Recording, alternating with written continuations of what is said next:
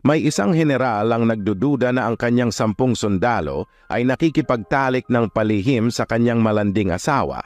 Isang gabi, pinainom ng general ng pampatulog ang kanyang asawa at nilagyan ng blade ang kanyang pagkababae para malaman kung sino ang gumagalaw dito.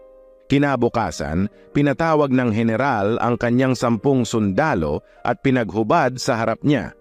"Kung sino man sa inyo ang may sugat sa ari ay babarilin ko," galit na sabi ng general. Isa-isang naghubad ang 10 sundalo at siyam nga dito ay may sugat sa ari. Walang pagdadalawang isip ay binaril ng general ang siyam at lahat ito namatay. Pagtingin niya sa ika-10 sundalo ay wala itong sugat sa ari. Nilapitan ito ng general at kinamayan. "Congrats! Ikaw lang ang tapat kong sundalo. Pinopromote kita ngayon bilang sarhento," sambit ng general. Sumagot naman ang ika-10 sundalo ng,